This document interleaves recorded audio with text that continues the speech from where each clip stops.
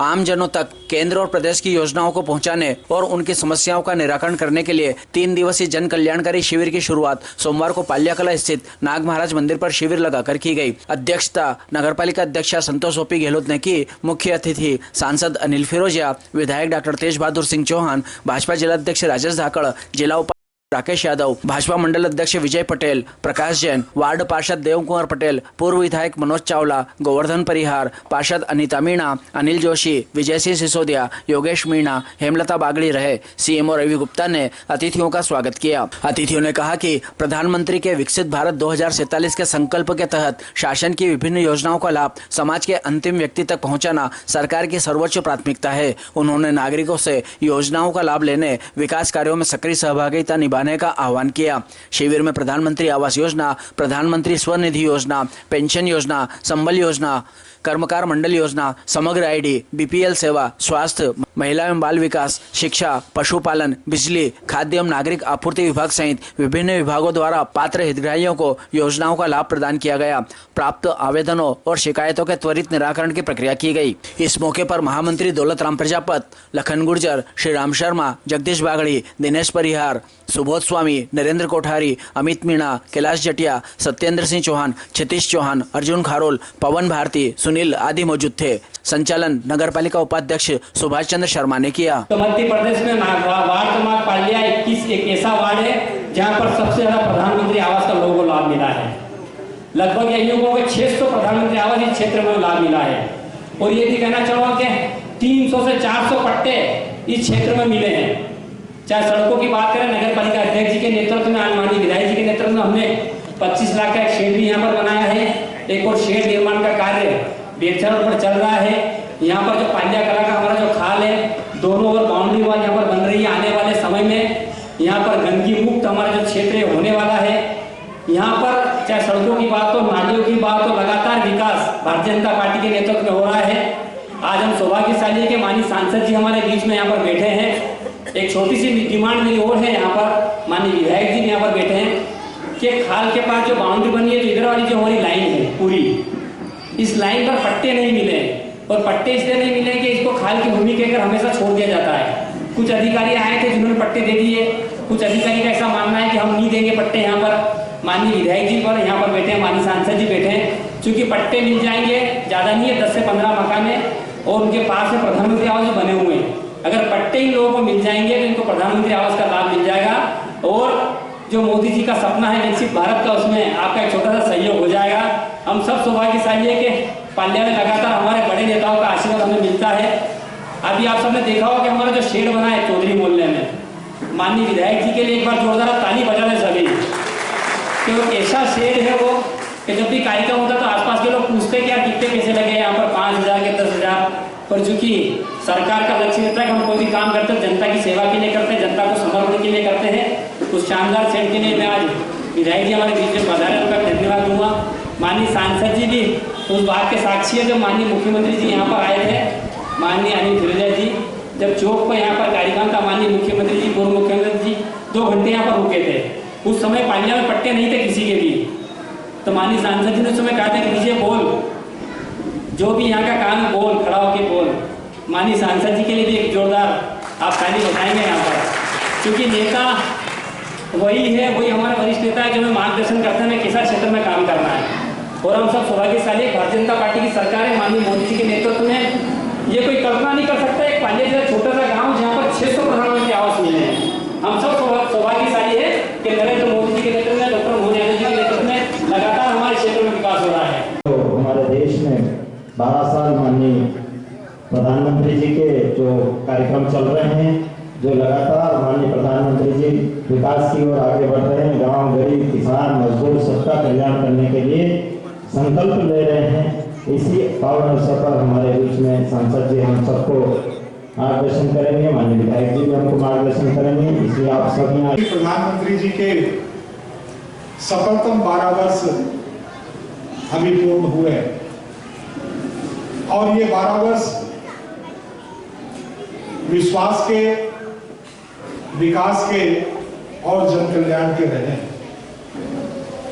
माननीय मोदी जी के नेतृत्व में पूरे देश भर में लोगों के मन में यशस्वी प्रधानमंत्री जी के प्रति एक विश्वास उत्पन्न हुआ है उनकी जन कल्याणकारी नीतियों के कारण।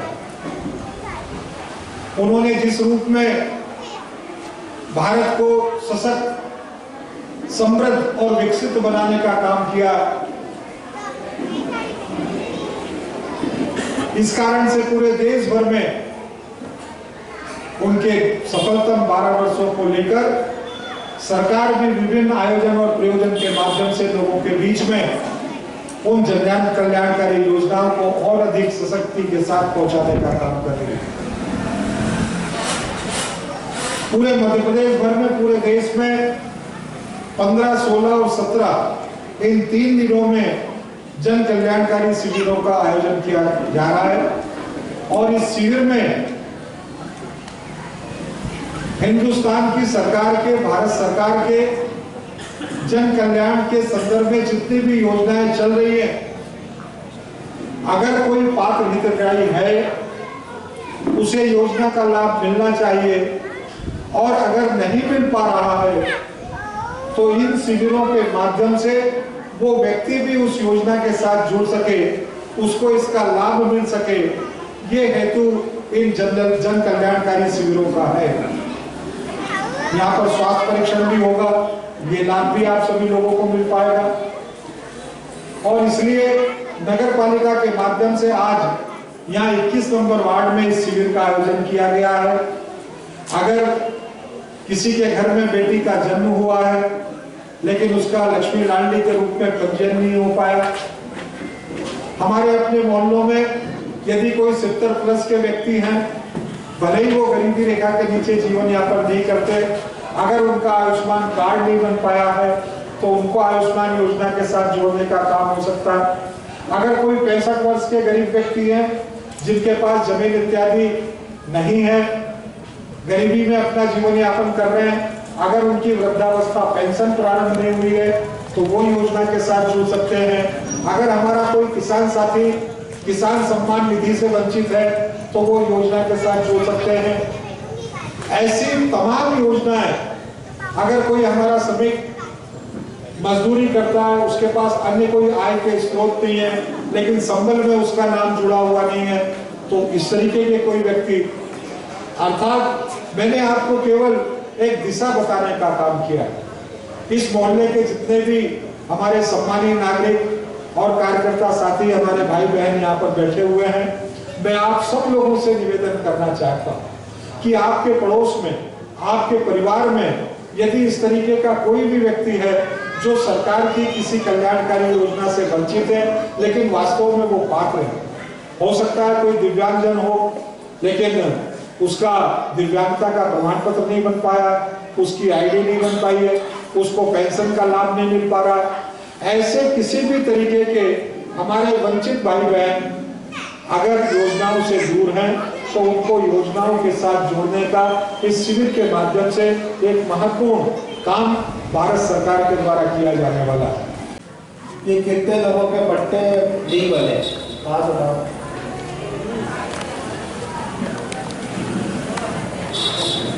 ठीक है, हाँ पूछो। और कितने लोगों के पट्टे बन गए? पट्टे कितने के बन गए देख लो। देखिए यहाँ बन रहा, मैं यहाँ शिवराज सिंह चौहान 2 घंटे मीट के गए थे, कितने पट्टे बनाए? 400। ये पट्टे वाला सब लिया है। सब काम हो गए, जिनके हुए वो आए। अच्छा, जो देंगे वो आए, ठीक है, फिर तो ठीक। और देखिए अभी अक्सर मैं बैठे बैठे एसडीएम से बात कर रहे थे और वो ये कह रहे थे एसडीएम भी आएंगे तो आपके पट्टे बन जाएंगे तो आपको घर भी मिलेगा, प्रधानमंत्री आवास। आयुष्मान कितने लोगों के बने हुए? हाथ खड़ा करो जरा।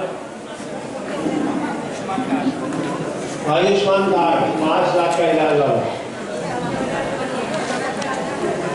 चलो हाथ नीचे। कितनों में नहीं बने? जरा हाथ खड़े करो। और क्यों नहीं बने? इन लोगों के कैसे नहीं? इनके सबके आयुष्मान कार्ड कंपल्सरी बनाओ। देखो मेरी बात सुन लो, आपस में बात मत करो। आप लोगों को हंसी मजाक लगती है ये हंसे मजाक के बहुत सिंसियर काम है। आज समय की परिस्थिति ऐसी है कि आदमी की आयु हो रही है 60 साल, उससे भी कम। कब किसको अटैक आ जाए, कब किसकी किडनी फेल हो जाए, किसी का लीवर खराब हो जाए, मैं डरा नहीं रहा हूं, मैं हकीकत नहीं रहा हूं, बयान कर रहा हूं।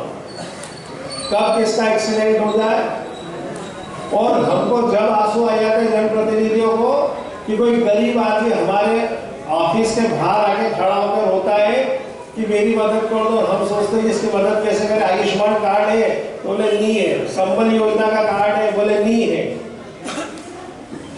तेरा मजदूरी का कार्ड है, बोले नहीं है, तो फिर सांसद या विधायक या पार्षद करे क्या? हमारे भी बाल बच्चे जेब से कितने लोगों का इलाज कराएंगे, चलो ये बता, कितने लोगों का इलाज करा लेंगे जेब से? अब मदद करो साहब, मदद करो, आप ही कर सकते हो, तो आप पे विश्वास है। तो कई बार आपका फट जाती है कि मोदी जी बेचारे चिल्ला चिल्ला के कह रहे हैं भाई ये कार्ड आप लोगों के लिए है, 5 लाख का कार्ड जिसमें इलाज होता है, जिसमें 5 लाख तक का इलाज फ्री है। और अब तो मोदी जी ने ये कर दिया, ये काकियों आपस में बात कर रही है, चश्मा पहने नहीं भाई सुन लो, तुम्हारी उम्र 70 साल है, और उन्होंने बोला कि 70 साल का जो भी व्यक्ति होगा, चाहे वो राजा हो या रंग, कोई बड़े घर की महिला हो, दो उद्योगपति हो, व्यापारी हो, बड़े किसान हो, उनका भी बनाएंगे, और गरीब का भी बनाएंगे, तो बिल्कुल निम्न वर्ग की।